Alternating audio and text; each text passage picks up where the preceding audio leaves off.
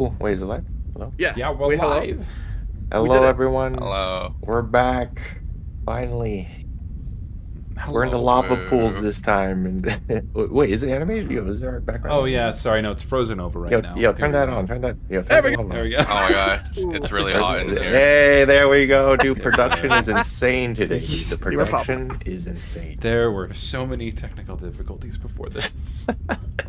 We were chilling on a volcano. We're having a picnic on a volcano.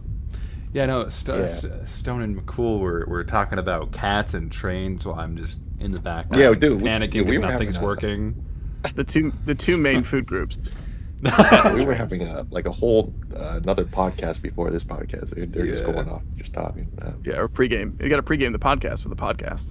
Yeah, I have cats. They're nice. They're very good. Well, yeah, we'll get to the cats later. But, Yeah. Hello, everyone. Episode 10. Episode 10 of the podcast, right? Yeah. Yes. Yeah, we're finally here. We're finally at double digits. It's a reality now. People said we couldn't do it. People were saying we here couldn't do it. But here we are. Yeah. Today we got Miccool, one of our old founding fathers of the dojo. I mean, just look at him, dude. Look at him. Look at him. Let's Whoa. go. Amazing. Like, the majesty Filled with that energy. avatar. I love it, dude. Yes, let's go. Amazing. Yeah. We invited How are him you to a doing, picnic. Miccool? Yeah, nice to have you here, man. Nice to be here. It's very nice. Yeah, very Very warm, very toasty. Yeah. Would you might say? Yeah, this hot air is killing me in this volcano. Hey, yeah, man, you're the one that's on the couch. I'm dying on the floor here. I know. Yeah, we had a ring. We had to drop off in this pool, so we figured since we're here, we might as well do the podcast in the meantime. You know what I mean? True. Yeah. Yeah, just to save time. I'm excited for this podcast because Miccool actually is very heavily rooted in the animation industry. So I'm sure you guys have a lot of questions for him about animation industry, you know, how to get in and all that stuff. But also I'm excited because Miccool is like one of the oldest members before the dojo and before like anything else. So like there's a lot of stuff that he knows that I don't even know. So I'm kind of excited for that. Yeah, it's gonna be fun to reminisce for sure. The old times. Yeah, first of all, do we have any announcements? Oh, that was a question for me. No, there's no announcements. Hopefully we'll have announcements, but we never have announcements. There's nothing going on. I think we do have an announcement. No way. Announce, as of today, that I'm the coolest person on this couch. Nice! Let's go. Hyun is no longer sitting on it. It's been a while since Hyun's been on the couch. Shout out, dude. Well, Well I guess done. he was on the couch last episode, but yeah, big announcement. Hey, Yeah, he had his own Let's go. bed at one point. let's So go. yeah, That's a good one. I was gonna say, my name has the cool in it, so technically I'm the coolest. that is true. His But like cool your is in level of cool is kind of like chilled out a bit by the True. energy and the hotness around us right now. You're right. So, That's factual. but like mine's staying the same because my name doesn't already have that handicap. True. Yeah. True. Exactly. Yeah, and I definitely needed that. All right, let's move on to the topic. Just shut me up.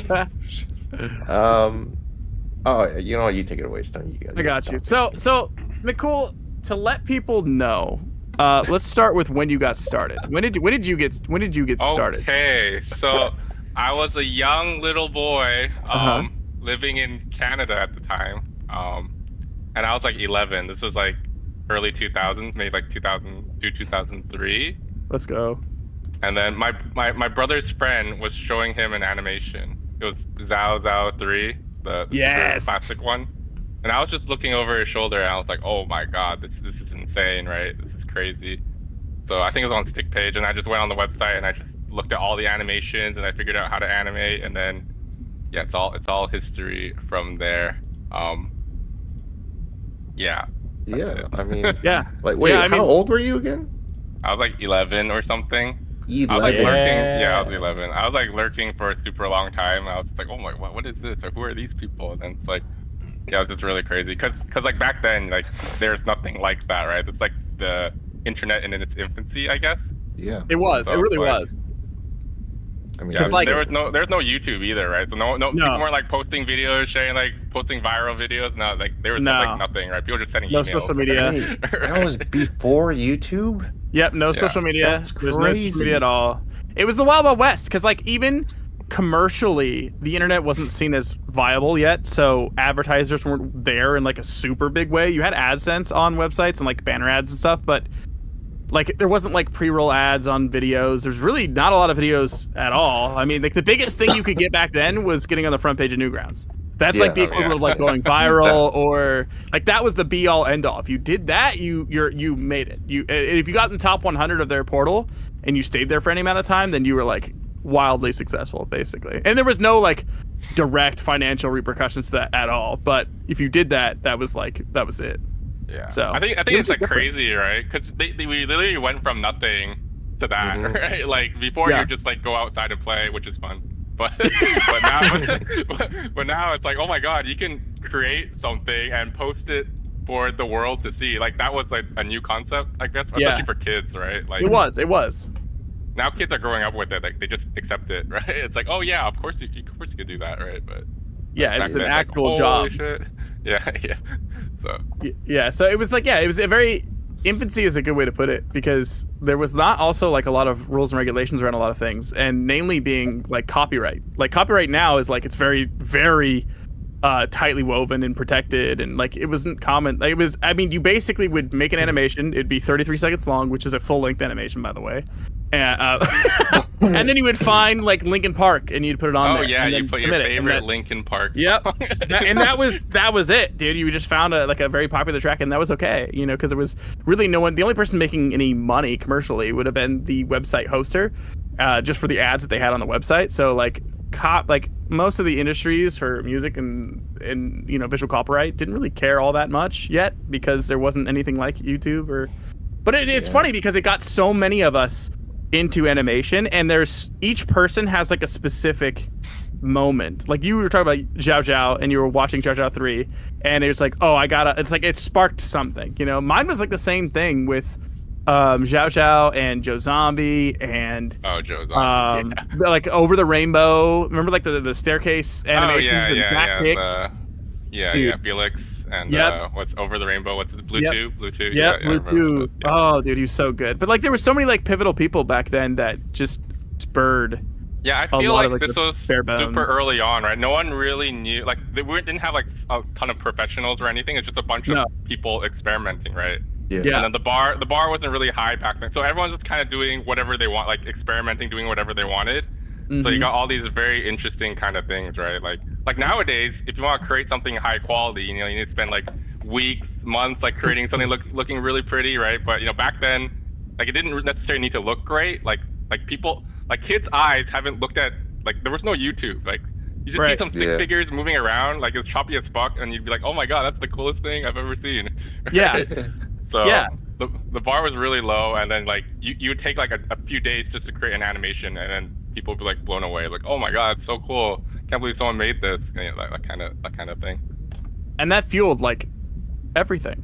Like that was enough to like get you super excited that even though there was like no tutorials on how to use even Flash in a lot of cases, and even the ones that did exist were horrendous. It's like they should not have been teaching anyone anything about Flash when they themselves clearly didn't know. But it was still so exciting to just feel like, I don't know, feel like you were on like the beginning of something, or the beginning of like the untouched territory. You know, you see someone accomplished something, but it was the simple fact that they accomplished something, you enjoyed it, and it felt obtainable. It felt reachable. You didn't watch like Aladdin and be like, oh, I can do that. Oh yeah, that was still not close to like even being considered. But like watching something like Zhao Zhao, you were like, wow, that was really, really good. But also, I feel like maybe I could try that, and that's like a big difference. I was literally thinking that too, because you look at like professional, it's like so above your level that you can't really comprehend it. But then when you look at a stick figure, you're like, oh, so they just draw some drawings and the stick figure is kind of moving. It's like, oh my god, you have that appreciation, I guess, because you're like, oh, I know how they made this. I could make it. Like, this is so good, right? But if you look at a professional work, you're like, you have all these different people working together. You're like, oh, someone drew this. Okay, cool. Like, oh, that's really good. But you don't really can't appreciate it to the fullest extent because like your child brain can't wrap your head around it, I guess. Yeah. Yeah, it just feels like every single step of it is like unobtainable. You're not gonna know the program, you don't have the budget or the team or the like all of it, Yeah. So. And yeah, I think it was really fun too, because like back then, like it wasn't just animation. Like people were creating like websites and games. Like like before YouTube, you have those little tutorials. You go to their own custom website, Flash website. They have their own layout. They have like text instructions and images about how to do a shape tween or some shit. Yep. that was fun. I don't know. It's like super inefficient now, but it's like going to a new website. It's like going to a new area. It's like, oh, you get that like I don't know, the atmosphere. Yeah, I mean that was was it Stone's Bucket? That was my dude. That's what I was trying to create. I had my own website, stonesbucket.com, where I basically compiled a bunch of resources because everyone was always asking, "What are your sound packs? What are your gun download resources?" Because people used to like trace guns in Flash, and then you could just download them and use them as a resource. And so I just tried to pile together like all links to all the tutorials because it was just like like you said, all over the internet, right? You might find one guy's specific website that teaches you specifically how to shape tween, black alpha, fade in and out or whatever. And I would find those things, just compile them all together on there. But that's so funny that you mentioned that because like, okay, so that's like a really old website. Miccool, what kind of old communities were you in like before Dojo? What are like some of those? Back then, like, there wasn't like, everyone's like on social media now, right? There's just like 5 sites that everyone goes to, right? But back then there wasn't anything like that, right? So I feel like with the success of Newgrounds, everyone was like wanting to make their own website and their own portal and all that stuff like that. So there's just like 100 stick websites, and I'm just like, oh, why not just join all of them? Yeah. Wait, really? Oh yeah. I was in like 12 different communities, but like I didn't really post that much.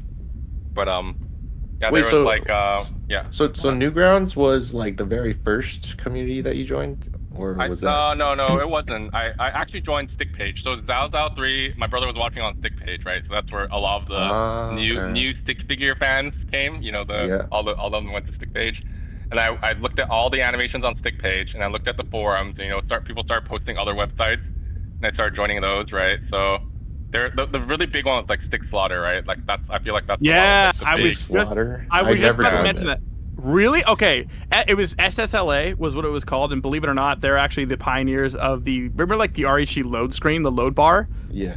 They were the ones who actually made the first popularized downloadable load bar. And that's what made it to where you knew about Stick Slaughter. And they had like the stick figure portal. That was like the Newgrounds for stick figure animators. It was really, really popular. And that was like adjacent / parallel to SFDT, but somehow it was like the newer, hipper kids. Like it was like the old crowd went to SFDT, and like newer kids went to Stick Slaughter because there was already like an older group, not older as in like they'd been around for 15 years or something, but old, like literally older, like 30. It felt like 15 years though. Yeah. There was definitely a different like age group that was already like there at SFDT, and SSLA, which was short for Stick Slaughter, was like where you posted like your stick figures. Front page of Stick. If you got front page of Stick Slaughter in the stick figure world, you were doing really good. Yeah, but yeah, I remember SFDT. I'm like, oh my god, these are all the cool kids these are older hipster people. I was like afraid of posting there. I'm like, oh my god, they're gonna think I'm a kid. 100%. Yeah, but then like they had all these stick figure websites, and that's when I went to Newgrounds, right? Because I didn't actually know Newgrounds was like the OG one, right? I was just a kid. I was like looking at all these different portals. So I guess Newgrounds started it all, and then you have all these branching websites trying to do like the same thing. Yeah, I guess. And Stick Slaughter was like the one for stick figure animators, that everyone just posted in. So it was really cool. Like I said, people could just do anything they wanted. Like the bar was lower. Like you had all these different styles, right? Mm-hmm. Like you had, remember Tough Luck Stone, the war animation or whatever? Yes, they were all very like army based and line based and super cinematic and and then you had like the classic, like Zao style or and then you just had a whole bunch of like different stick figure styles, and it didn't necessarily look great by today's standards, but back then it's like a completely like new way of animating. You know? Way different lens. We had different eyes.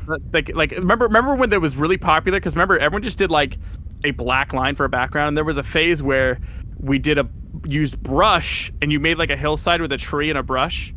Remember that? And it was like sketched. It was like the dumbest thing, but it's like every tiny little step. It's like we were all accumulating knowledge together. And anytime someone like punched one hand out of the ceiling a little bit, everyone just grabbed that and pulled them up, and we all just did that same thing. Whatever it was, repeatedly, just constantly. It's like its own little niche, I guess. But like everyone was just a kid just trying to learn too, right? So like nowadays it's like super obvious, but like it's like, holy shit, you could draw this little simple background and it's gonna make your animation better, or some shit like that. Yeah. It really did feel like a community, I guess, right? Because like once these innovations came out, you're like, oh, that's crazy! I can't believe you learned that, right? Like that kind of thing. Yeah. Okay, speaking of that specifically though, because like I mean, early on, you were always really known as one of like the effects enthusiasts of the stick figure world. I remember specifically you really like taking particle effects to like the next level, because blood effects were basically like 3 brush lines, and then in the next frame they went from thick lines that were long to like half the size, then half that size, then 1 dot 1 dot 1 dot, and that was like that was blood effects. So like I'll explain my my effects history. So I actually didn't do effects for the longest time. I think it was like 4 or 5 years. I was just doing regular stick figures, right? So I'll tell you, on the second year, I actually shape tween stick figures for an entire year, because I remember on Stick Slaughter. I remember on Stick Slaughter, someone posted a 120 whatever FPS stick figure test, and I'm like, holy no, dude, I was like a kid. I was like, holy shit, dude, this is like infinite smoothness. Like, this is the best. Why would you ever need to animate? This is like perfect. So I decided to learn shape tweening. I tried shape tweening stick figures for like a year, and that's like the biggest waste of time ever. But anyways, after a while, I'm like, oh, this isn't working out very well. Like I feel like I didn't really get a good sense of like the stick figure combos and fighting and whatever. So I'm like, I'll try effects. And I remember there's this one really popular animation by Pure G. It's called Shinto. Remember that one? Yeah. Yeah. And that one is like Dragon Ball Z stick figure style. Everything turned into particles, and this is just like this is like the stick figure style of effects. Everything turned into particles. I'm like, holy shit, I gotta try to do something like that. So it wasn't until like 4 years later I was just drawing particles up the ass, like tons of particles just everywhere, which I think is actually a curse and a blessing, because if you actually look at real effects, not everything turns into particles, but it ruined me. It ruined me because like I can't not ease everything out into tiny little particles that get really, really, really small and then go away. Like if I have flames, it has to go all the way down into little dots before it goes away. Dude, I'm still the same, dude. Like when you're a kid, it just makes sense. It's like the shape tweening thing. It's like, oh my god, it's infinite frames of smoothness. Why wouldn't this be the best? Or like effects. It's like why wouldn't you dissolve this into this tiny particle for 20 frames? Yes, best, exactly. Right? But then, like, if you actually think about it, sometimes it just doesn't look right. It doesn't. It doesn't. I remember going like 200%, and it'd be like all blocky and big, and then it's like, okay, now it's getting smaller. So I had to zoom in 800% and really make sure that the particles all the way went to like microscopic until they were gone away. And it made like remember like you would do like a smoke effect, right? You make like a smoke cloud or something. Yeah. And originally it was like huge smoke cloud, and you either just smoke cloud and then shape tweened it away, like faded it out, because you're like, if it's too big, I'm going to spend the rest of my week just making it into little particles and having it dissipate forever, So it just didn't work out. Yeah, your smoke effects turn to particles, right? It's like, why would it do that? Why would it do that? Exactly. That's the OG style, man. Yeah, I definitely had a phase where like literally everything I did turned into particles, and that kind of stuck with me for like the freaking longest time. So, I feel like you're kind of learning these bad, like, oh my god, not this animation. Anyway, I feel like you're kind of learning bad habits. This was made like 15, 20 years ago, please. But everything turned into particles, okay? It did. That's what I'm saying. Yeah. It did. It's like, it was, because at the time, it was like unlocked, right? Because like, even this is like early aspects of the particles having some form of gravity to them. Because before it was just, they come out, and like in a straight line, they get small and they go away. And so when people started, like you were the earlier pioneers of like showing the arcs and having them bounce, and like stretch, and it's Yeah. like, oh my god, wait, you can do that? Like it was crazy that the effects could like bounce and have show gravity and everything. It's like all those little and tiny details were earned one at a time. Because like no one was doing this kind of stuff. It was literally only Miccool who like actually played around with. I think a lot of the older niche people had done it, but like I think they just kind of stopped, right? Like, like no one. I mean, like they all look pretty similar. They all look pretty similar, but like yours, like had this like interesting like layering and diversity. Like all that kind of stuff. So it was really nice. Just a disclaimer, I made this when I was like 14, 15, guys. So that's okay. We're gonna show Mickle's recent stuff. Dude, I don't like my recent stuff either. Don't show my recent stuff. Oh my god! Hey, wait. Dude, you can show that snowball animation, dude. This one's so funny. Dude, I remember the snowball collab. This was the peak of my humor. The peak of my comedic genius. No, dude, canon again. That was my favorite. Dude, this is that was so nice. Suddenly dies from hypothermia. It's so good. Do you remember that? Canon, like you wrote with K. Oh, but yeah, I forget what animation. You show it, and then it says canon again, and then again and again, but it's upside down. It's only like half a second. That was funny. I remember I ever uploaded that one. Oh, it's somewhere. I saw it somewhere recently. Lost in history, maybe. Oh, maybe. Maybe it's on DVR or something. Don't look for it, please. So, I mean, what is it like then? So now you're working in a professional, like in the industry, in a professional studio. So what is it like working for a studio versus like doing freelance stuff or doing your own stuff? I mean, I think it's I think it's pretty similar. You're still like I think effects animation is pretty niche to begin with, right? But I mean, you're still doing like the same kind of effects, right? But I think in the studio, obviously, you have to go in every day, work 8 hours, right? So yeah.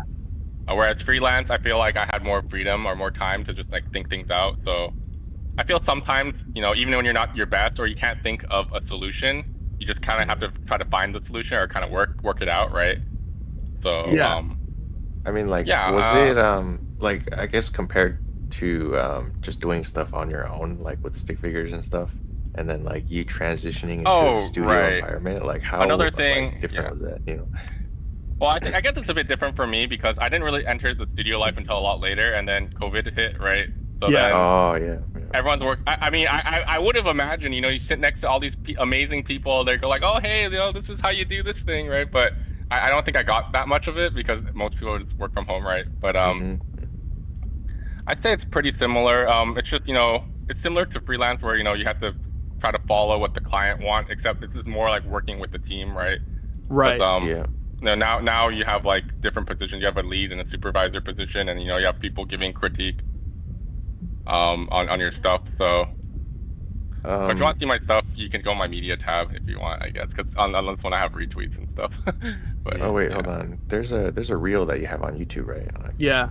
You You know what's so funny though?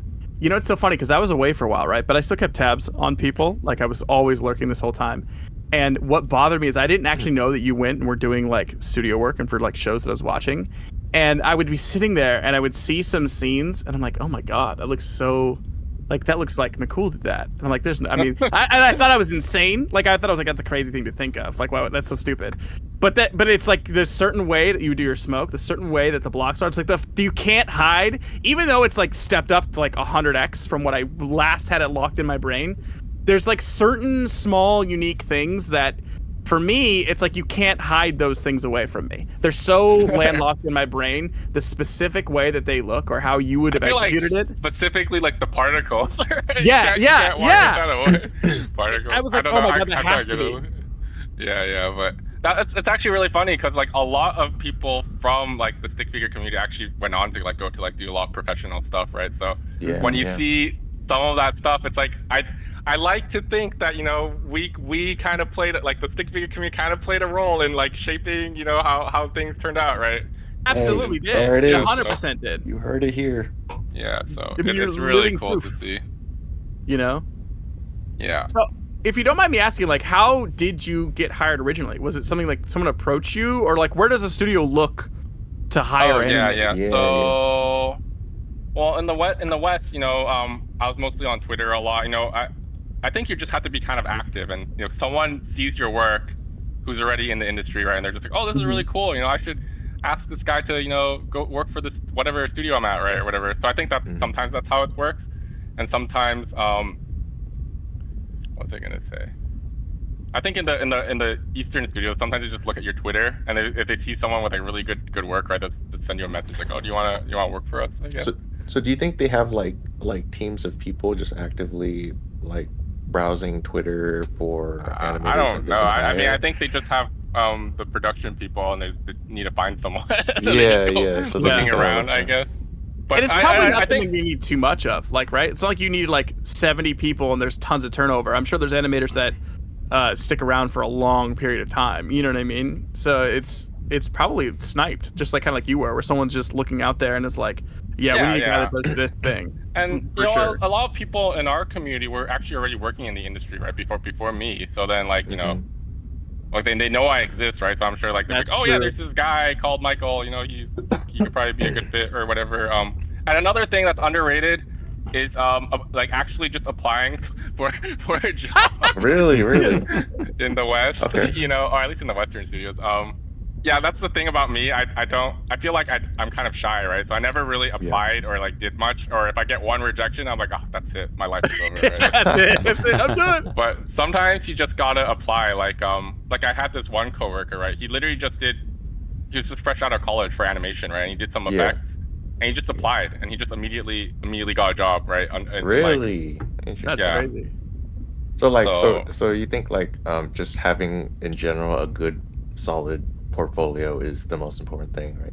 Yeah. I mean, just they hire you for something, right? So if you're good at that something, and you can show it in like 30 seconds, right? Then and then the right people see it, then you probably get hired, right? I would assume. So like, do you think it's like beneficial to hyper focus on a specific skill in animation? Like, should someone target doing like effects work? Like, if they like your work, right, and they're interested in that, is it beneficial for them to kind of like lean into getting better at that one skill, or should you kind of broad brushstroke? I think it depends on the person, right? Like like if you're just trying to get a job, you know, obviously the fastest way is probably just to hyper focus on one thing, like a niche thing that no one's. I mean, effects, right? It's really popular right now. So if you just hyper focus on that, you could probably get a job, right? Pretty easily. But I think if you really want to learn, because I feel like a lot of aspects of art and animation all kind of relate to each other, right? Yeah. So I think just having a good knowledge of everything kind of helps everything. That's what I feel sometimes. I feel like my effects can like plateau sometimes because I'm not very good at like some of the rest. Like maybe I'm not as good at drawing, right? So when I want to draw like a fancy effect in perspective, doing a certain thing, or you know, interacting with a certain thing, you know, I'll have problems visualizing. Oh, how do I draw this, right? So I think having a broad knowledge of like, you know, like just everything else. Do people still mainly hire you for effects work, or like have you kind of expanded to character animation? Mostly effects, but you know, I mean, like in the anime industry, right? They usually do cut, and they hire per cut, right? Yeah. So when you do cuts, you kind of doing like everything. So, but even then, like they usually give me like the effects focused cuts, you know what I'm saying? I mean, like, do you do you like, because I remember you telling me a while ago that like you kind of wanted to do more character animation stuff. Yeah. I think because I like effects a lot, but you know, characters are really cool too. So I don't want it to be pigeonholed into one thing, right? So that's why I'm trying to branch out more. And you know, I did do a few character stuff too, but which is pretty challenging for me. I think I'm much more used to effects, right? But I think it was a good experience, and I'd like to keep learning or trying that, right? So, that's cool. It is different because I've always enjoyed, like, if I'm working on, like, I'm working something right now, right? And if I'm progressing forward through my timeline with the characters, but I'm kind of stuck, I feel like I have to really use my brain and grind my gears when I'm using my characters. But then if I'm stuck, I'll just go back and just start layering some more blood effects or some more flames or something, because I'm like, I get to turn my brain off because it feels to me like it's so free. I'm not bound by the shape and size of the character or even its relation to gravity. I'm just like flowing through and just, you know, easing in and out of different particles, starting from different points, stretching them out really far if I want to. It just feels so like relaxing and freeing when it comes to like effect stuff. Yeah, I like to relax with it sometimes, you know. I think they're quite different, and the focus is very different too, right? Because when you do a character, especially especially if it's like a detailed character, right? If it's not on model, people are gonna be like, hey, what the fuck is this, exactly, right? Like, exactly. Even the average Joe can see it, right? If it looks slightly off, they'll be like, because like you look at faces all day long, right? But you're not gonna look at a fire and be like, oh, that fire is not exactly like the fire I know. That smoke from 3 seconds ago is billowing in a different orbital shape and direction than it was from before. I'm completely no longer immersed in the animation. I can't watch this. Yeah, like that's the difference, Everyone's have seen the freaking those Naruto screenshots where they look so long. Yeah. So like when you do get stuck though, do you reference real life like footage for different scenes? Is that like a thing that happens often? I do reference. Well, I think like if you've been online enough, you see all these animations or a lot of anime and like Sakuga and whatever, right? You just have these things ingrained in your mind, right? So whenever you get stuck, you're like, wait a minute, I remember that thing I saw like 5 years ago that kind of looked similar to this. Let me look it up and see how they did it, kind of thing, right? So I think a lot of people have it. It's kind of like have an archive in the back of their head. Like if they get stuck or they want a reference, they could just look it up and it's like, oh, I wonder how they animated it, right? Or how they did it, right? So I think that is very useful. Yeah. Wait, I forgot. What studio do you work under again right now? Oh, I'm at Flying Bark, currently in Sydney. So Flying Bark at Sydney, yeah. I moved from North America. Now I'm over here. You like it? Do you like it there? I do. But me personally, I'm kind of one of those stereotypical people who stay indoors and animate all day long, right? So I feel like it's pretty similar because you're just in the house. But I mean, I feel like it's pretty similar, like Australia versus North America. They're pretty similar. I think the biggest difference is really just that they drive on the other side of the road. I'll never get used to that. Yeah, I always feel in danger when I'm in Australia. Yeah, I know, right? But everything else is pretty similar. So I can tell you the difference. What's your official position there? Because I know you've started there a long time ago, and I'm not sure. Oh yeah, we moved from project to project, right? I think before I was just an animator, and then now I'm more of a lead position, I think. So I basically manage other people or other artists and try to fit the production needs, right, and goals, right. And sometimes I have to just talk with client and then figure out what works best, or try to meet the requirements, right. Make something they like within the certain amount of time that we have, right. And try to help out our artists and production work together, that kind of thing. It's certainly very, very different, right? I actually don't like talking to people.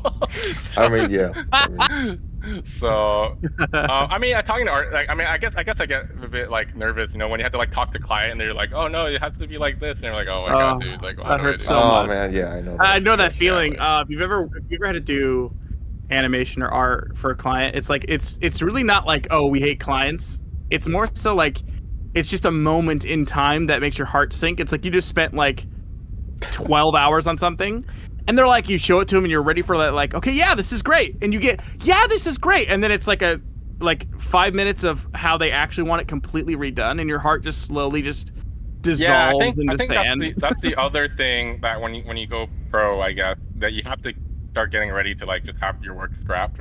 Yeah. Oh it is. God. Yeah. It happens. I think it depends on I think I've been pretty fortunate, right? Because a lot of the stuff I do hasn't been scrapped. Especially in anime and shit, the schedule's probably really tight, right? So they gotta keep moving. I guess sometimes people get screwed over, but I haven't been screwed over too much. Just every now and then where they just want things redone. But yeah, I mean, when you're working on your own project, right? If you make something, you're like, oh, this isn't quite working out. You could just leave it for later. You're like, oh, maybe I can use this in another scene, right? Or maybe I could just reuse this or something, or maybe I could just keep it anyways because it looks cool, right? You're in control, right? It looks wrong, but it looks cool, so I'm gonna fucking keep it. That's what I do, dude. Whenever I did stick figures, I just had a really big explosion. I'm like, whatever, this works. This looks cool. I don't really care about anything else, right? Exactly. Eye candy. That's what it's all about. It's the eye candy. Did it feel? It looked cool. Dude. Okay, Micwizard was so big. That was a pivotal moment. Do you remember releasing Micwizard back in the day? I do. There we go. Okay, so this was It's okay. for a collab. Yeah. It was originally for a collab, and then the collab died. So I'm like, oh, this actually looks pretty cool. Let's just keep going until I'm done. And then that's basically how it worked. The origins of McTank. I don't think a lot of people know this because McTank, there's so many small little nuggets of our community that have existed for like a decade without ever being touched, and McTank is one of those things that just rears its head every once in a while. And this is, believe it or not, where it came from. Dude, every part of this though at the time was it was like peak of all the things that were happening. It's got like the cinematic angles like you did there, like the zoom in on the legs and stuff, the music timing, the like changing of scenes also and angles, like the front run, like there's so many things going on. The particle effects was there's the McTank, the origins of McTank. Dude, this is the best shot. Wait, hold on, it's coming up. Oh, dude. Hold on. Wait, he's coming? Yo, this is the best part right here.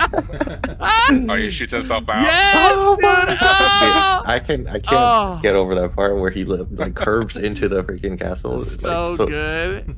Like it doesn't make sense, but it's like so cartoony, but it just works. I don't even know what I was thinking. I'm like, I need to get this guy in a fucking castle. I don't want anime to say something. Yeah. Oh, that punch, dude. That long arm punch. Oh, it was so tasty. I'll actually tell you, I'm actually really so shit at even today. Like, I'm really bad at like making long scenes work. Like planning things out, right? Especially in stick figures, right? Like some things just weren't working, right? So what I would do is I would just animate a really cool sequence, like what I thought was cool. They'd be fighting or whatever, and then I start getting stuck, right? Yeah. I'm like, I'm just gonna do something else, and then I make another one, and then at the end I'm like, okay, what do I do to link these two cool scenes together? That's exactly it, though. Explosions. So that's how that canon. I think that's how that canon scene happened. I'm like, okay, I need to get this guy in a castle. Let's do this 2-second transition where he shoots himself into the castle. It's so beautiful though, because it's like just organic. It's organic creativity with no like restrictions whatsoever. Yeah, I feel like back then, like you didn't really have. I mean, I guess you had a lot of influence, but like you didn't have a lot of things like techniques, or like you just kind of figuring out the techniques yourself, right? Or how things should work.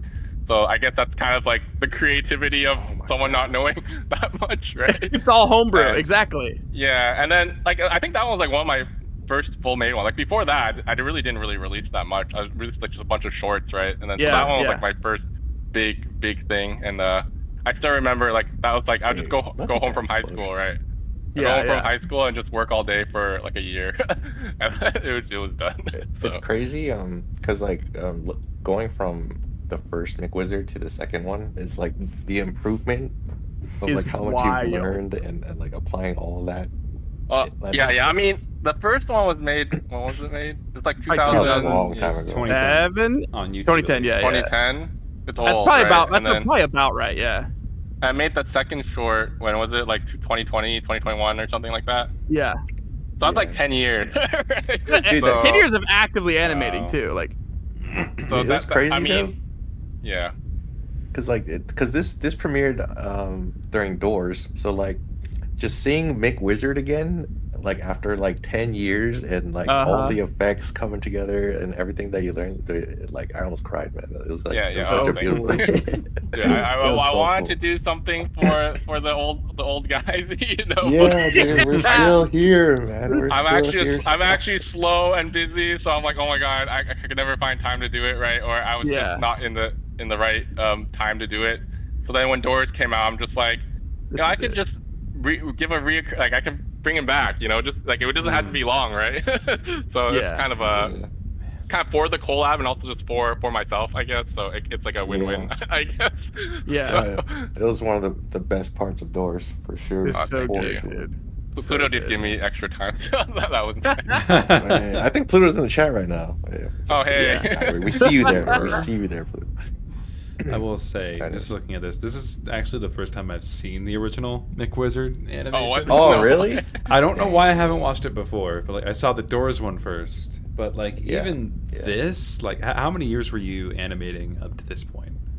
Like I don't know. Quite a while. So maybe 8 years. But those 8 years weren't very efficient years. I think it'd be like I know the feeling. It's probably like 2 to 3 years of like more efficient stuff, like towards the back end. I feel like leading up to Micwizard, I remember seeing your stuff, like because you like you said, you did like tests and stuff. But they really started to like ramp up and scale leading into Micwizard, where when it came out, it wasn't like Micwizard was a shock to the system for everybody, but it wasn't completely out of nowhere. It was kind of like when it came out, it's like, oh, I like just seeing a timeline being over a minute long with Miccool was this is gonna be sick. I'm already excited before it even hit play, you know. Mm-hmm. I do feel like it really Micwizard, the original one, really was like amalgamation of all the stuff that came before, right? Like you see like pure chi, Shinto, and then you see like the turquoise shock, like all like it's like. Yeah. And then the background thing you were talking about, you just add a line in the background, you make it a bit more interesting.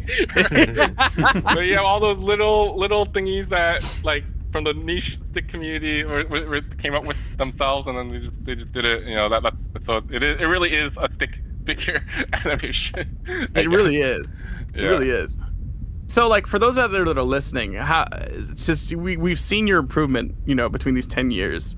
How would between those two animations, but how would someone go about actively improving their animation skills? Like, do you have any advice? Do you like study frames or other people's work, or it's just grinding? Yeah, so I think I actually learn quite slow. So so the first tip is slow and steady wins the race, I guess. So as long as you don't give up, you'll get somewhere. You'll do Never something. give up. Don't give up. But I think just first of all, I think it's maybe a combination of two things. You need the mileage, right? So you got to keep doing it. And I think you need to be kind of in the right headspace. Like you have to be thinking of like, how can I make this better? Like I think it's a combination of those two things. Because if you just draw a lot, but then you're just drawing the same thing every day, and you don't really care, right? Another thing is, sometimes it's okay just to do things for the sake of doing it, right? So if you're having fun doing something, then like you can just keep doing it even if you're not improving, right?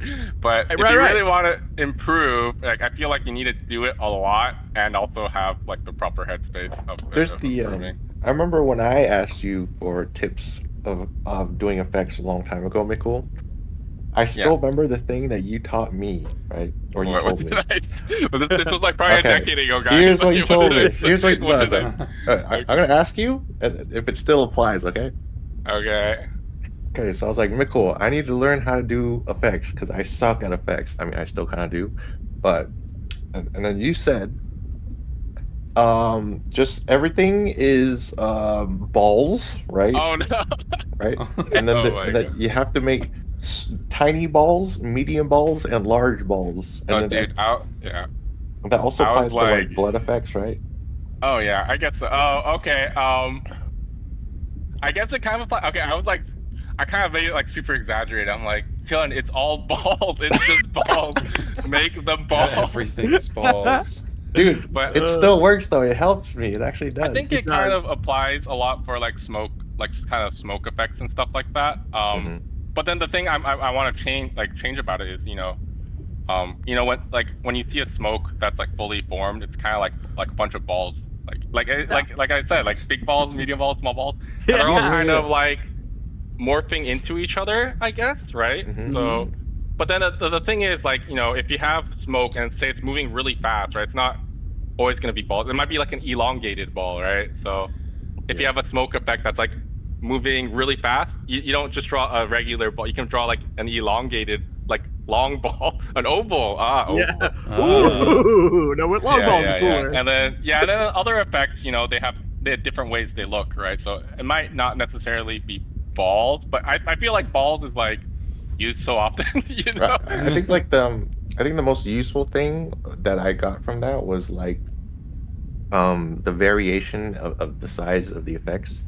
Because my main issue or that I didn't know was that like all my particles were the same size, or like all my smoke was like the same ball shape.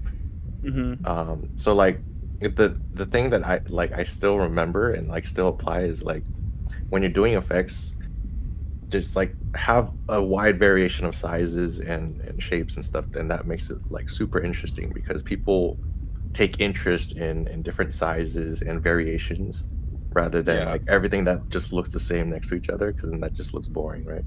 Yeah, I think for me that's actually one of the biggest things for effects animation too, right? You need the variation because effects is abstract. It's really interesting. It's like it needs to be like asymmetrical variety, but at the same time it needs cohesion too, I guess sometimes. So it's trying to find that balance, right? And then that variation rule applies like even nowadays, like a lot of the things, you look at your effects and you're like, is this good? Like, and it's like, oh no, it needs more variation here and there. And it's not just sizes, right? It could be, speed, right? Like, if you have arcs, speed, color, like everything, Yeah, and then even like the shape pattern, right? Like, you don't want to have repetitive.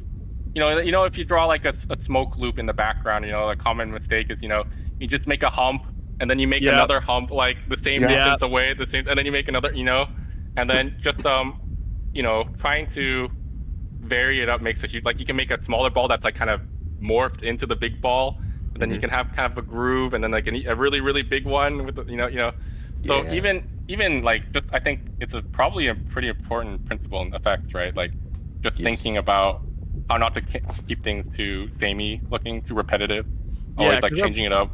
Yeah, our brains are really good at it and are constantly, perpetually in a state of looking for patterns.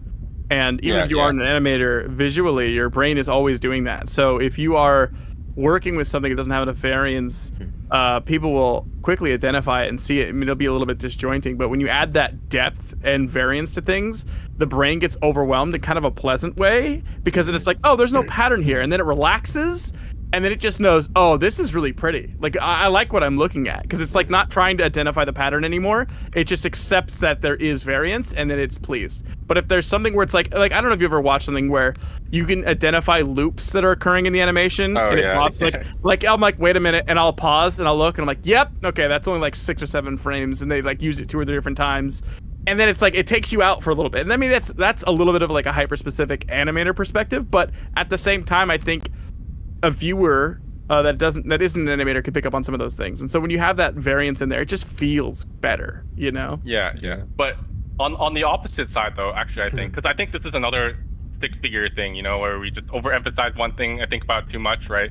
I think one thing I learned was it still needs to look like what it's supposed to look like, what I'm saying? Yeah. You don't want to add so much variation, it no longer looks like what it should look like. If you want to draw like a like a stream of water, right? And then you need to make the thickness, some parts thicker and some parts thinner. You need that variation, right? But I see like a common mistake is some people are going way too overkill, right? Like this is really fat part, and this is like a super super skinny part, and it curves in really fast, right? Yeah. And it's like you have that variation, but a stream's not actually not supposed to look like that, right? Yeah. So Right. So I think it really is just a balance, right? Like, so like you take into that variation is like one thing you have to keep in mind, but another thing you keep in mind of is like how it's supposed to look and how it should look, and like the different states of the effect, right? So right. Oh, interesting. Yeah, that's what I think. Well, I think we have a spotlight to look at today, do we not? We do. Yeah, we got some artwork going on anime. We're going to spotlight first. Okay, yeah. Sorry about that. Yes, so this is Broke Floor 3 by TJB. Just pretend that you've all seen 1 and 2. Yes. They are integral to this one, but we're just going to glaze over like, that. just pretend you understand what's going on and appreciate the animation. I mean, I never understood the story in this, but I always just appreciated the prettiness and the colors. It's very well put together. This this gave me a lot of Doors vibes for some reason. I don't know why. I think it was the music. There's a door. Yeah, could it also there's a be door because right of the doors? Maybe it's the door. I don't. Okay, TJB understands 3D space and movement so well. What I really want you to pay attention to in this goes for anybody, is like his use of the objects in the room and how seamlessly they will go in and out of 2D and 3D. There's a point in this where you're gonna get to where he's using chairs, and I've never seen somebody animate something in the environment where it's integrated so heavily into what they're doing. Cool. Like in that blew my mind, dude. Yeah, Look at all that! Look at all that! See what I mean? That's cool. Play on the. I don't know. It melts my brain. It literally. I feel like I need to take like some sort of like motion sickness just to watch it, because my brain. I love it so much, but it feels so trippy. So weird. How did Did he you just do do this that? in 2D? Did you just do tweens and stuff? That's crazy. Yeah, that's Yeah. all in. It's either Flash 8 or Animate, but yeah. The chair. Okay, the computer. I want you to watch this computer chair. Look how he uses it. It really bounces and feels like a computer chair. The rotations on it is really, really sweet. Oh, I love it when they when people stick figures use objects in the room. Look at that, yeah, dude. that's cool. Ah! No! The rotations my- and everything. yeah. Oh That my is- god, Yeah, dude. yeah. TJB. He's got that Zhao Zhao feel to his No, combat for real. too. I was Right? actually thinking, you know, that hallway rotation thing kind of reminds me of the end of Chow Chow 3. Yeah, with, yeah. Oh, 3D shit. yeah. But that one was actually 3D. Yeah.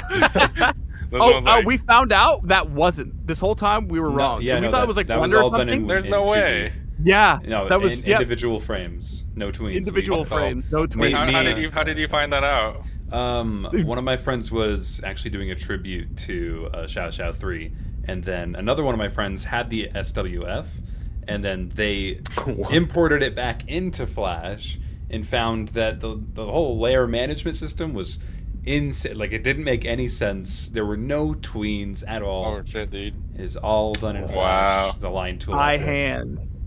It's crazy. It's possible So, he used like a 3D guide too, right? Because I know his later work had a lot of 3D stuff, right? It did. Yeah, later it most did. So likely, yeah. it might be that he used a guide or something, and then he just hand animated That's with probably the guide. That would make Yeah, sense. yeah. Like frame by frame. But that's still crazy that he actually That's- did that. I Instead thought of it was just like using a Blender the 3D whole model. time. Yeah. Yeah, Oh, but man. dude, TJB, he has like, look at that, like, the table. Is that Oh. table 3D?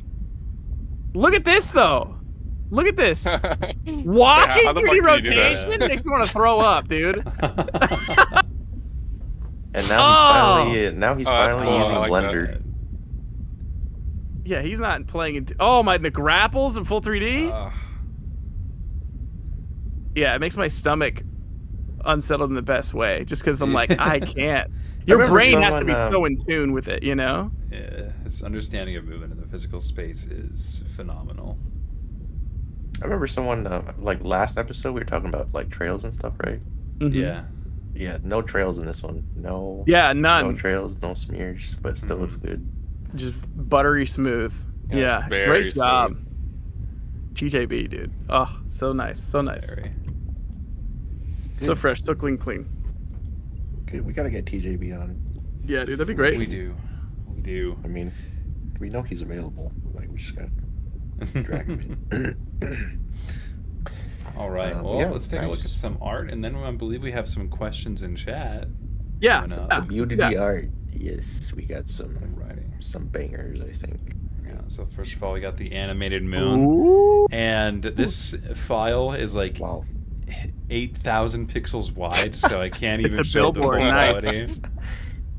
Wow. So You know what it I, mean, reminds me of? I guess I could do. That's the wrong one. Hang on. Wrong one. That's the Ah! wrong Whoa! one. You're moving us into the volcano. There we go. Well, now we're here. Now we're chilling. Oh my god. Dude. It reminds me of a Pokemon background, a Pokemon card background.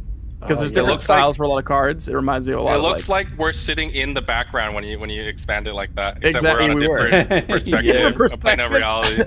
Yeah. Like we're just Very chilling nice. here in this room. Yeah. chilling. Nope. Yeah, it's much more pleasant in There here. It's a you lot go. cooler. It's a Yeah. lot cooler. Yeah, I like It's a this. lot cooler in here. This is nice. No, It's no AC. longer the coolest on the couch. Back to the volcano. Good job, Yeah. Animated Very good Moon. job, Animated Moon. Very nice. Oop. Fruitsoup? First of all, I like the name. The names this time have been top notch. I feel like Wow. all the names before have been very difficult for me, my tiny little baby brain, to pronounce. These are good names. I like Fruitsoup as a name. Yeah, The I art- actually struggle, yeah. Does anyone recognize this character or is this an OC? I'm not sure though. It did take me actually a bit. Are they in water? Are they like I can't tell, or they're like laying in like Oh, a yeah, yeah, block, I think so. Looks like like it. in Wait, water that's with cool. blocks, glowing blocks. Lanterns, Oh, yeah. lanterns. Lanterns. yeah. Okay, yeah. Very nice. Very pretty. Very good. I wonder what those eyes, the Warm golden color. eyes are. Like, She's they're very nice. tired. Oh, those Yeah. eyes on the side of her. Yeah, Oh, yeah. they're It's like- done. They're Her done. actual eye is tired, but these Yeah, eyes yeah. are like razor sharp, focused. yeah, open. That's I cool. like She's that drowning. She's Contrast. drowning? That is very cool. The nice. character's asleep, but her power, whatever, is like super awake. Yeah. You just can't go to sleep ever. Yeah, same. Oh man. All right, our last one for Next today. art feature. Beat to the music. Yo! Ooh, some G-stick action. Let's going go. The colors are sick too. on. Purple. Okay, where are the eyes coming from? I've seen these like style of eyes showing up frequently. I really like them. What are A like lot. these cat eyes? It's kind of cat eye, but it's not. They're not. I don't know. I I don't even know. They're almost like crosshair-ish, but they're not full just crosshairs. They're like widened. Oh yeah. I mean that's I really don't know, it cool. looks really Yeah, I cool. like that. Colors are cool. The composition's nice too. Yeah, Okay. it's sick. Wonder Very who, nice. what character's name is. Pretty interesting. It'd be cool to have a animation with like this kind of thing. Yeah. The Yeah. style, yeah. Yeah. That'd be cool. Cool. Yeah. Was that the last Alright. bit? Oh, okay. That was yeah. the yeah. last Art one. features, guys. Yeah. Alrighty. You guys want Question to time. Questions. Chat questions. All right. Well, first we got a $10 donation from. Here we go with the names again. Good luck, good luck. Nymphe. Nice. That'd be my guess. Very. But no the- message. No message. They just donated $10. No message. Oh, thank you. Unless they forgot to put it there. Hey, we appreciate it nonetheless. They did have a message, but it was ... But it was- Oh, okay. Oh, okay. Yeah. Gotcha. Yeah, okay. All right, Hey, we anyway. appreciate it. Thank you. So they didn't send We a got- message. We got Sarah Okay. typing subliminal messaging to us. So we know what's going on. Sarah's coming in clutch, dude. All right. Hamstring asks to Miccool, do you remember your RHG/SLBG character who's a black stickman with a sword gun? Yeah. Okay, so I actually have a few characters I never used. My Let's first, go. actually, yeah. No, I have two characters I never used. Okay, I have one. The first one I used was for RHG, Rock Hard Anims, that website, the one before Yeah. Fluid Anims Yeah. that Stone created. Yeah. It was a guy with a jetpack and an axe, and his name was Jetpacks. Get it? So creative. Yeah. 10 yeah. out of 10 REC Dude, character, isn't that dude. so? Isn't that concept so old? Like it's like Uh, peak old school, don't you think? Like It is, the, it is, The 'cause guy it's just had a simple. random weapon, and then I don't know. Yeah, it's simple It's- and cool. yeah, it's Yeah. immediately you literally needed one sentence. You're like, I get it. Thanks. I'll get to work. Like you that's it. You get it. You know? Yeah. Yeah. And the second character was it? I think it's the one that you were talking about. Was it the one with the one? It was a gun and a sword. Was that how it worked? I don't Gun remember. sword? Yeah, something like I that. think it's Yeah. a gun with a sword. gun, yeah. But it's kind of a similar concept, I guess.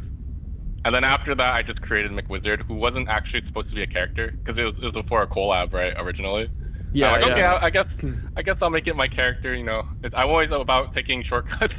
So Yeah. I was like, oh, this would be a perfect character for my character. So I made a character, but then I never used him either. So Yeah. Oh, man. Cool. Nice question. those are the characters. All right. Our next question is for Stone. Is there still a chance Oh. for Stone reviews to come back on the channel? Dude, yes. I actually love doing Stone reviews. My only issue at all is that I talk for I feel like too long. Like I could take a 45-second animation and talk about it for like 2 hours. That was my one big issue of like doing Stone reviews is like I really wanted to sit there and break them down. And I'm like, who's gonna sit here and listen to me ramble for like super long? But I already do this. I already do Stone reviews kind of all the time in Dojo Discord, just because someone will bring something up and I'll pause and go over stuff just like that I pick out. So yeah, I would like to. Oh, But No. Dude, they threw him in the fire pit. he's got a real problem, you know. he does. It's I think it's a whole thing. I think you fucked him up. I did. Back on the hospital bed. He got that's what it was. It really is the AI doctor that it's. Dude, the insurance needed to get some better coverage or something because like having the AI doctor just We need to ruined. talk to her again. Yeah, it'd be great to get some. I mean, like my friend keeps popping in and out of reality, and I think that they're probably pulling him in to whatever AI like offices at random. So I don't know what that's all Something like about. that. I don't know. But yes, Stone reviews will be coming back. That is going to happen. I was just trying to figure out a way that I guess is more manageable for a viewer based off of what I'm currently already doing, like in Discord VCs and stuff. But yeah, it's coming back. It'll be back. right. I saw this one earlier myself, and I really liked it. But Mhm. Solarium Z asks, "What's the hardest effect to animate?" I think, well, most people, I think, they think it's probably like smoke and dust and stuff Mhm. because it's like kind of a complex shape. You know, oftentimes it's just floating and like moving slowly. So Hyun's back. Oh, He was. It's moving. Sorry about that. Go on, continue. So it's like, you know, you have this detailed shapes of like, you know, overlapping, you know, the balls, you know, the overlapping balls, and they're The kind of moving, balls. you know, you don't know how they want to move. You have to kind of dial it, and then they have to move, you know, slowly in space, right? So then kind Yeah. of tracking this like complex, you know, balls rotating over balls, you know, if you want it that detailed. If it's just simple smoke, you know, you could probably just cheat it, right? That's what I do, you know. If it calls for it, you can just make things easier for yourself. You don't always have to do like the hardest thing, right? But I think that's what a lot of people struggle in. And I think that's what I put my focus into. So, and even then, it's still really, really, really hard for me. So I think that is difficult. I think other effects also have their own difficulties, but I think some of it's circumvented just by like, you know, fire. If the fire looks ugly, you know, it moves so fast, you just move to a new drawing. You know what I'm saying? You can just get rid of it, move on, like transition to a different drawing. Yeah. Or, you know, I guess, also, I haven't animated much, but I think, you know, animating oceans and shit like that. Oh, water. That sounds really hard. Yeah, maybe like a simple water splash, maybe it's not too difficult, but, because, you know, you have the shapes and it quickly goes away, right? And then you have particles, you know, stuff like that, droplets. But, like, if you have, like, maybe a really big water thing, like an ocean or waves, it's like, well, you know, you have to take into account, like, the perspective or how the waves are moving in perspective. Like, actually, I think that might be the hard, but I don't do it much. So yeah, and showing water moving, because water is just a blob, and the movement a lot of the times, like if it's in an ocean, right, a huge body of water, to show it, it's really just the movement of colors and different shading on the blob that you have that actually showcases the shape of it. Because if it's in a huge body of water, you don't get to just, it's not like it's shooting out of a squirt gun and then it's going to go from one place to another. It's in itself, continuous and perpetual, you know? Yeah, so I think it depends what kind of water you're animating, and then like the way you style it. I think you kind of have to wrap your head around how it works, right? Yeah. And I haven't done it too much, so maybe if I did it more, I'd know more. But yeah, definitely the things you have to think about and consider, and then, you know, the time it takes to actually animate this thing moving would probably be very difficult. Yeah. All right. Po boy, 23 and still having puberty. Po boy draws asks, what outlook do you need to have mentally, mentality wise, in order to succeed in the animation industry? Well, I think it depends from person to person, but I think as long as you have those two things I talked about, you know, you're always doing something, and you always have a mind to improve. I guess those are the two main things, and then as long as you have that, you can probably go pretty far, right? Don't you get like stressed when it comes to like deadlines and stuff? And having them? Yeah, that's why I think it depends on the person too, like how people manage it. For me, it's actually kind of interesting because, you know, I really like animating, but, you know, sometimes, you know, after work, you know, you don't really want to sit down and go like, oh, I want to animate this fucking volcano randomly just to improve, right? Like maybe I'll start and then you'll get bored or you'll half-ass it, right? Yeah. So that's why. For me, it's kind of probably bad, but I work off of anxiety. Let's go. Off of anxiety. So if I take a job and they have a deadline, I'm like, oh fucking shit, I have to finish by that. And then I have the mentality of I don't want to let people. I want to do a good job, right? I don't want to let people down. Yeah. So that is enough motivation for me to keep going. Yeah, guys, obviously that's probably not a good thing. Don't do what I do. Guys, mental illness is a buff, not a nerf. Write that down. It's a buff until you crash and burn. Exactly. Until you burn out. Yeah. It's the buff while it lasts. I am curious. Have you, in your time in the industry, experienced crunch and crunch culture? Yeah. You just work all day long until you're done. Right. Oh my gosh! I mean, how do you get through that over lengthy periods of time? Like how do you come back to work? I don't know. I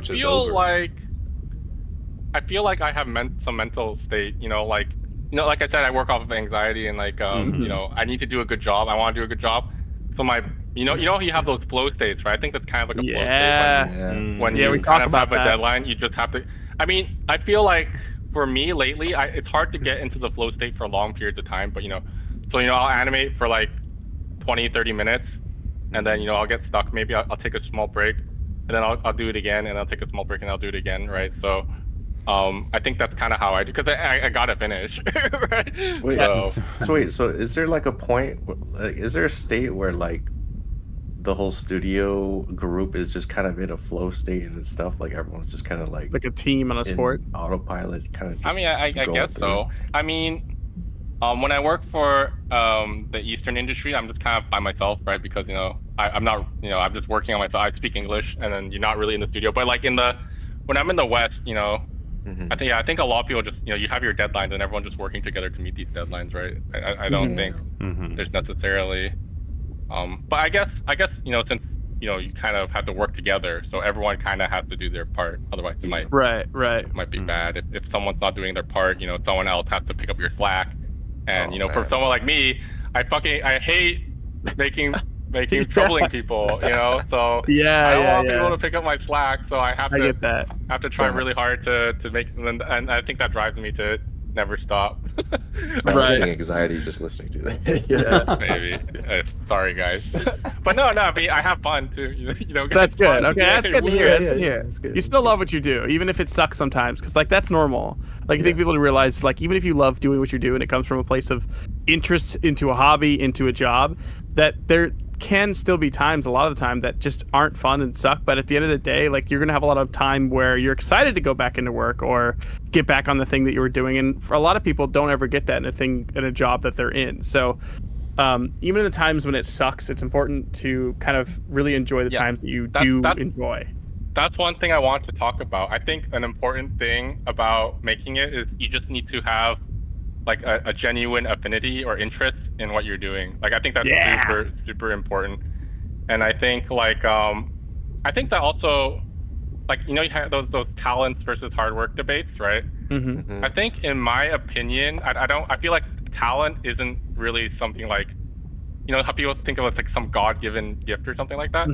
I think it's more like affinity, like I you agree. just have someone who's really talented. I feel like they're just have such an affinity to whatever subject they're doing, right? Like they're always doing it because that's what they do. You know what I'm saying? Yeah. I agree. They're not better at it. Like think about it. Like if you play like basketball for like an hour, like practice 2 hours a day, you're gonna be okay. But then some guy's just playing like all day long. It's just what he does, right?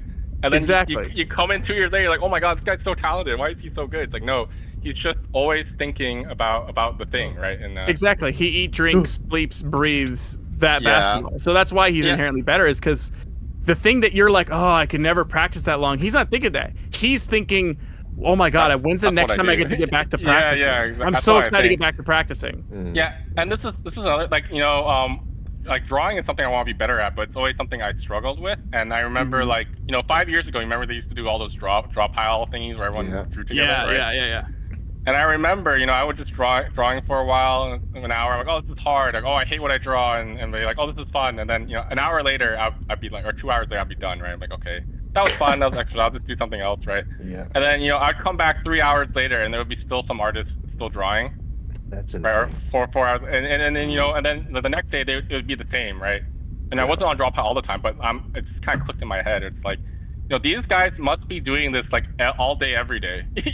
Yeah. They must just be like, and that's why they're so good. It's not some like crazy thing. It's like, no, they just think about it. They kind of like live and breathe it, right? Like they're always thinking about something related to it. Whereas other people, they're like, or it's like, oh, I'm tired. Oh, that was fun for an hour. No, I want to take a break. No, they don't take a break. That is their break kind of thing, right? Yeah, so, that's true. That's where I feel. So I feel like you at least need to have some affinity towards what you're doing. It doesn't need to be like crazy. Like you don't have to be like a genius or like those kinds of people. Like be a normal person like me, I guess. Or like I always enjoy. I like what I'm doing, and even if sometimes it might be difficult, I still enjoy it, right, in the long run. But if you don't like what you're doing and you'll be like, oh, this is what's gonna make me money in the future, right? This is what's good, right? It'll be so hard to get there. Yeah, you're gonna be finished your job. You're gonna be exhausted because you don't necessarily like. Maybe you like it a little bit, but you don't like it that much. It's like you're gonna be exhausted after work, and then if you want to improve on whatever, you're like, oh my god, do I really? Like you're gonna be like you're like fuck. Right? Yeah. So I think you need a decent affinity for what you do. It doesn't need to be crazy, but you need to enjoy somewhat or be like get some like what is it called? Get some. What's the word? Accomplish, like feel like you're doing something, you know? Yeah.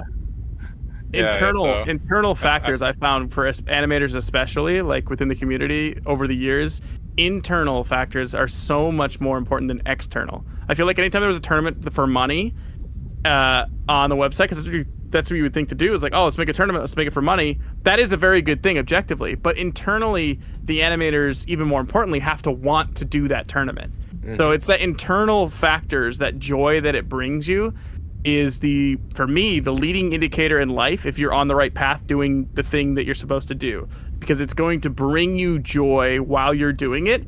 And that's like your fuel to let you know that, keep doing this thing. This is the thing you want to do. Keep going with this thing. That's how that's like my barometer. That's how I keep heading north towards whatever it is that I'm doing is it bringing me joy, you know? Well, and that's how you become unique. Yeah, it's not so easy, right? Because some people have tough situations, and sometimes it takes a while to know what you even want, right? Like absolutely. I think we're very fortunate, like for me at least, that we loved animation as kids, and we just kind of like went with it, right? Like some people don't know what they want, or maybe they think they want something, but then they don't, and then they have to go to college or whatever, right? Spend a bunch of money, waste a bunch of time, and then you only have so much you can do. So sometimes you just got to do what you got to do to make a living, right? But if you have the privilege, try to find something where you can both make it, be realistic with yourself if you can make it, and something you have an interest towards, right? Like that, like those are the two things. Yeah, it is a gift. It is a gift to just know that you're interested in something. I didn't know that. I didn't know that until I gained some perspective from just meeting people. That a lot of people don't even know something they're even generally interested in.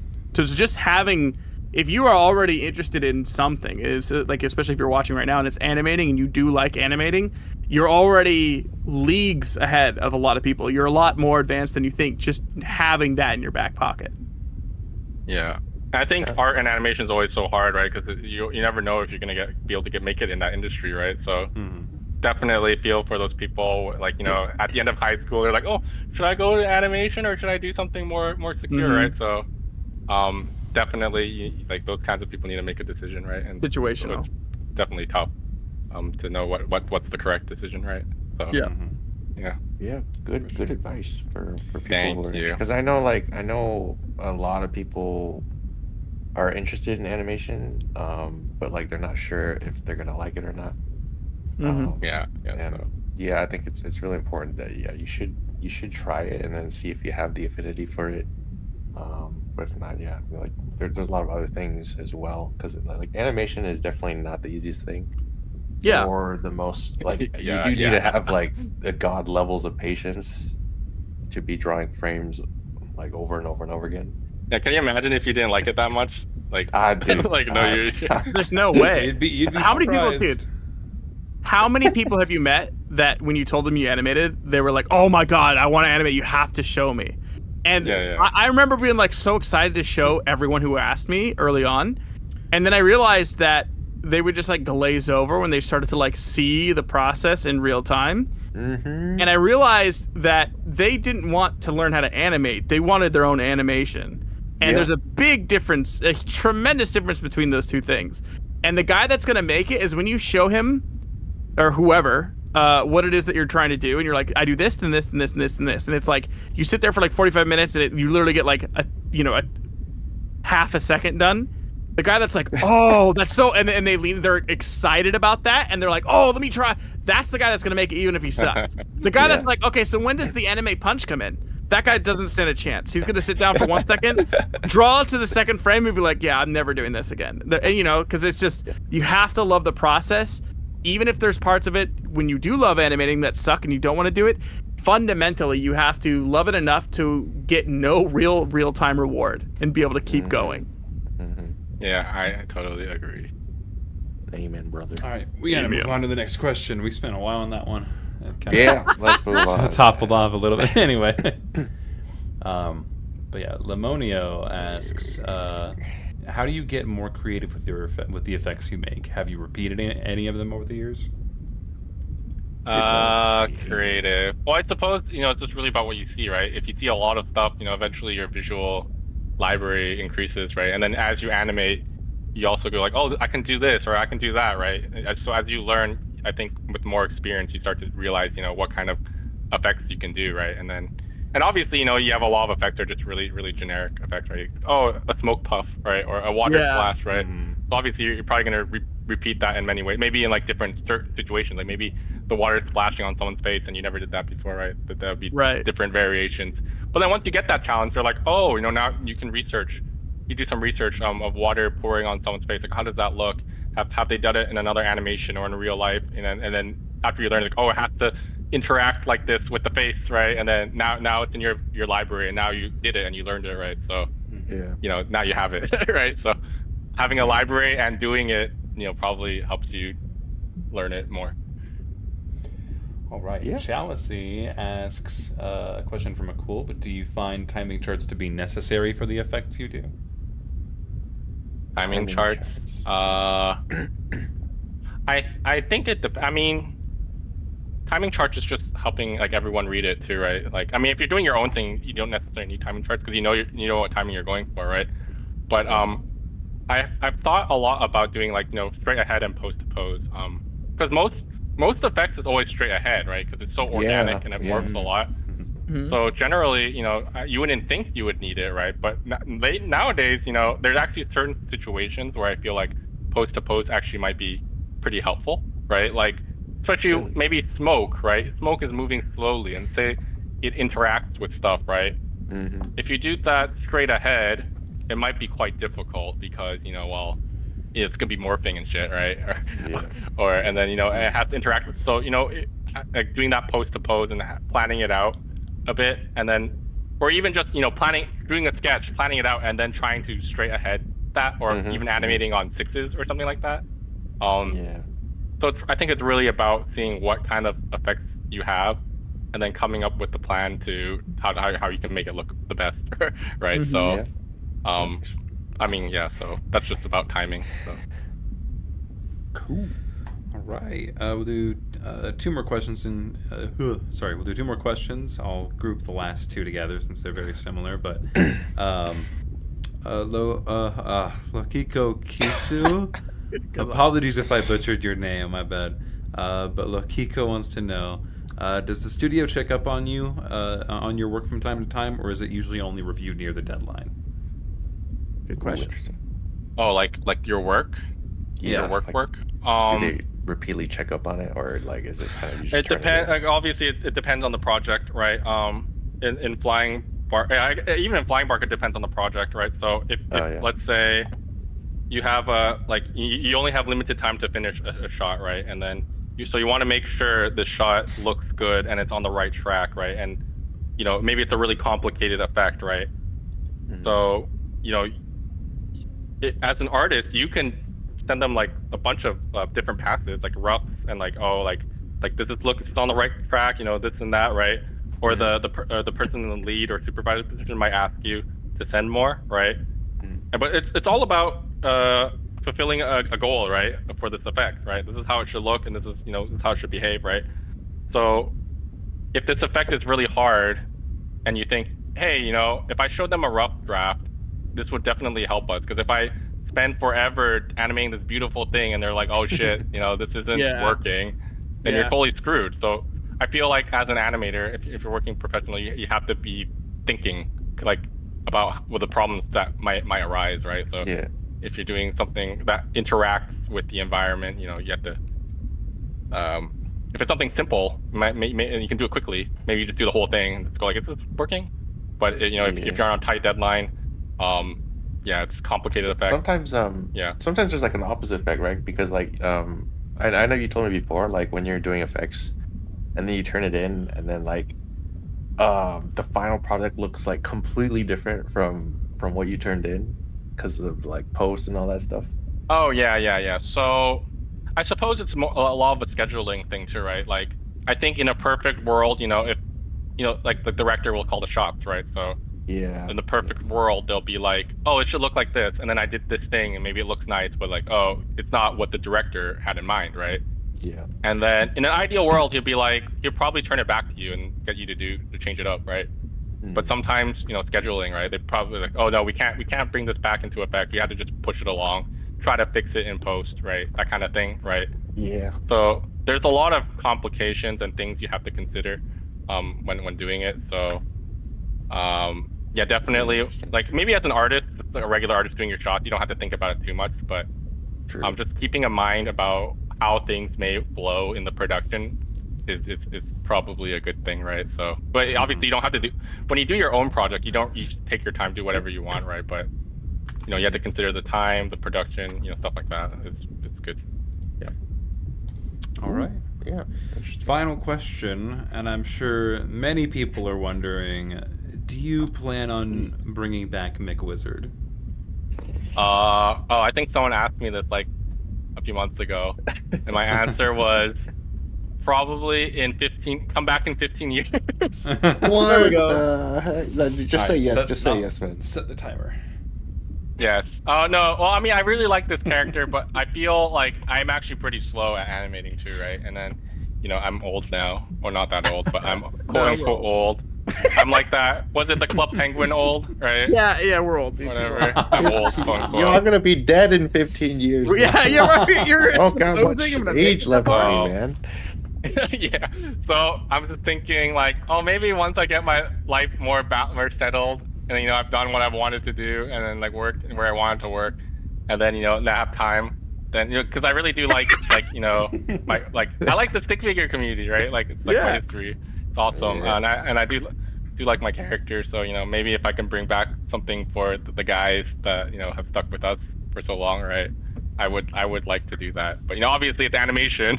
It's but, so that's why I say come back in maybe 10 years. Maybe 10 years. Yeah. Come back in 10. 5 to 10 years, maybe. There you go. There you go. 15 years, I might be a floating head in a jar. True. 3 years? 3 years? Maybe 3 years? You're bargaining. But yeah, I would love to talk more about the old days because I feel like me and Stone probably have way more to talk about. Like even like just the names, right? Like whatever, like Tough Luck, the war animation guy, and then you had those guys who try to make futuristic animations, like the Castle, Killing Spree, personal favorite Joe Zombie, right? Like Zombie, dude, yes. And then then you just had the traditional 2D platformers, Zao Zao style, right? And then, like Phil, when Phil came in, like that kind of shit. Like so many different like things like we could talk about and inspirations for me. Like even if it didn't really like go anywhere. Like I don't know. I like this time where no one knew what they're doing and everything was just crazy. That's what it felt like, and that's what's so funny is about that unique period in time for Fluid Anims between like I don't know 2000. I want to say like 2008, 2012. It was such a high level density of really creative individuals that like there was a time I think like when the Fluid Anims crew, like half of those people work in the industry now and the other half work creatively as a freelancer but are wildly successful. Like there's such a high level of density of incredible people doing things at the very earliest stages of what ended up later being their career, but at the time just messing around and figuring stuff out. It was so unique and special. Yeah, and I want to say like back, like I just want to emphasize, back then we didn't have anything. Like it's so interesting to think about how the resources people have, because I think back then when me and Stone were there was no YouTube, right? So we had to if we wanted to reference a Flash file, we had to open the thing, play the animation completely, wait for it to go to the part you want to see. Pause it, and then like Control F, Control F, Control F. What's backwards? Control P or whatever. Control P. I don't know. And that's right click, like, right click next, right click next, right click next. It was basically impossible. It was very hard. I mean, nowadays, maybe people could just copy what someone does, right? Like frame by frame. Yeah, the power scaling is nuts. Yeah, back then you only can mostly see it in full motion, right? So you would just visualize what this looked like in your head, and then you would recreate it, right? Yeah, and that's like so interesting. It's so interesting because you're not copying it. You're not copying it exactly, like the exact timing, exact. You know, a lot of people like to copy, you know, but you had to see it and it'd be like, and kind of go frame by frame and be like, oh, how can I do this in my head? You know, like your interpretation. It's literally your interpretation of it. Yeah, and then YouTube came out. When did they add frame by frame on YouTube? I feel like I didn't. I don't figure know. It out. It was way I literally later. don't know. I didn't figure. It might have been in there for a while, and I didn't figure out for years and years. But YouTube was a big help. I mean, at least you could scrub through your timeline. That was huge.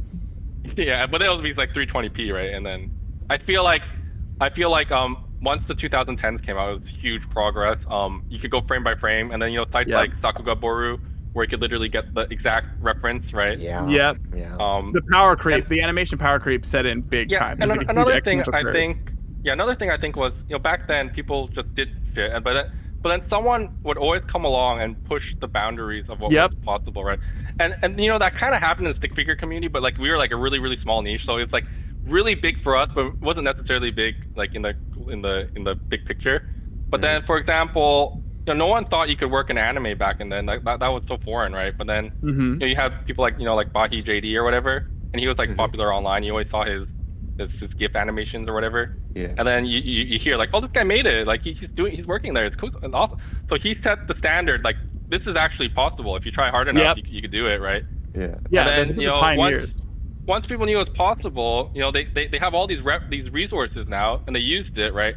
They're all reaching this level a lot quicker. Yep. And then after that, like, I think nowadays people are proving not only can you make it, you can make it and be great. You can do a really good job, and in a short, you can make, like, you have all these 17, 18-year-olds that are working like really high professional level.